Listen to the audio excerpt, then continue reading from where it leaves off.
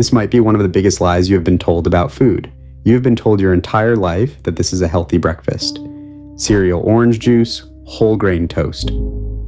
It looks clean, it feels normal, and millions of people eat this every single morning without thinking twice. But here's the problem. This is where things start to go wrong, because for many people, this is not helping your body. It is slowly working against it. Low energy, constant hunger, and inflammation that builds over time. Now, here's the part most people never connect.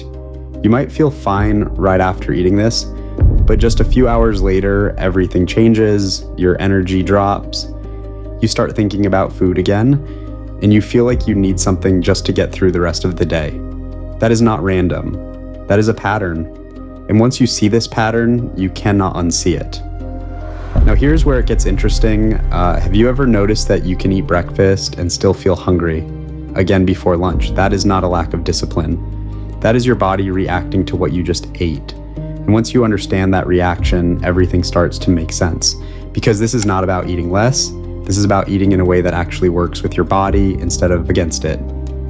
Now let us look at what most people are eating in the morning. A bowl of cereal, a glass of orange juice, a piece of toast, maybe some fruit on the side. It looks like a healthy, balanced meal. But what matters is not how it looks. It is what happens after you eat it, because that is what determines how you feel for the rest of the day. Most of these foods are built around carbohydrates that convert into sugar very quickly. And when that happens, your blood sugar rises fast. Your body responds by releasing insulin, and insulin moves that sugar out of your bloodstream. That process is normal, but the speed of that process is where the problem begins. Because when your blood sugar rises quickly, it does not stay there, it drops. And that drop is what you feel as fatigue. That is when your energy disappears. That is when your body starts looking for more fuel. And this is where the cycle begins. Now here's the part that catches people off guard. Once your energy drops, your body looks for a quick way to bring it back up. So you reach for something else, a snack, something quick, something easy. And that leads to another spike, another drop, another wave of hunger. And over time, this becomes your normal. Now here's where this becomes more serious than most people realize. Most people think this is just about feeling tired, but what is happening here goes much deeper than that. And this is where the damage starts, because this repeated cycle creates stress inside your body, and that stress leads to inflammation. Now think about your typical day. You eat breakfast, you feel fine at first, then a couple of hours later, your energy dips. You start thinking about food again. You may grab something small or convenient, and by the afternoon, you feel drained. That is not random. That is a predictable pattern, and this is the part most people never connect. It is not just about energy. It is about what that repeated cycle is doing inside your body over time. Now let us talk about one of the biggest misconceptions, orange juice. For years, people have been told it is healthy, it has vitamins, it is natural, it seems like a good choice. But here's what most people miss. When you remove the fiber from fruit, what you are left with is concentrated sugar. And when you drink that sugar, it enters your bloodstream very quickly, much faster than whole food. And that creates the same spike and the same crash and the same cycle. Now here's where it gets even more interesting, because this is the part most people ignore. It is easy to ignore low energy.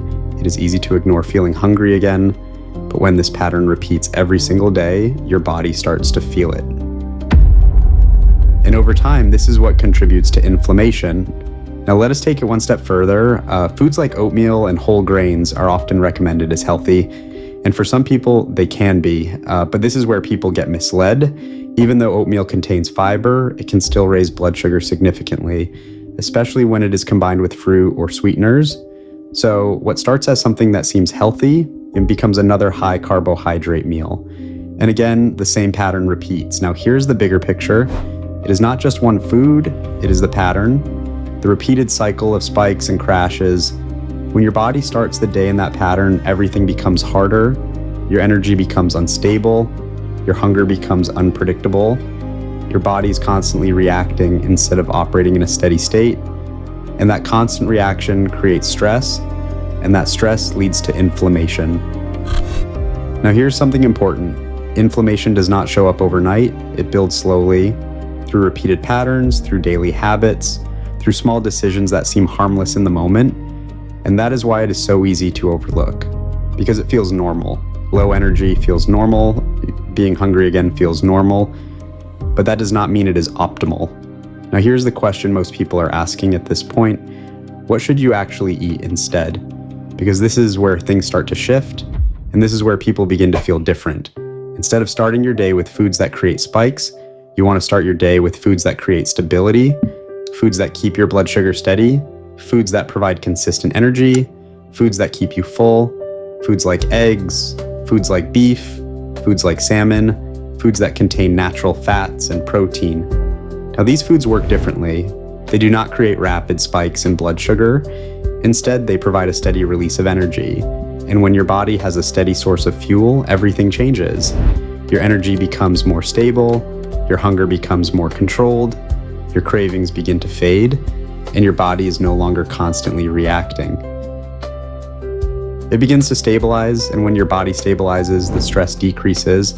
And when the stress decreases, inflammation begins to come down. Now here's something most people are not expecting. This change does not just affect your mornings, it changes how you feel for the entire day. And this is why people who make this shift often notice a difference much faster than they expect. Now here's something important to understand. This does not happen overnight, but it happens consistently. And consistency is what produces real results. Now here's something most people notice when they make this change. They feel more steady, more clear, less reactive. And that is because their body's no longer dealing with constant spikes and crashes. And once you experience that difference, it becomes much easier to maintain because it feels better. And that is what most people are really looking for. Not just results, but a way of eating that actually works long term. Now here's the part that most people miss. Adding the right foods is powerful, but it is only half of the equation.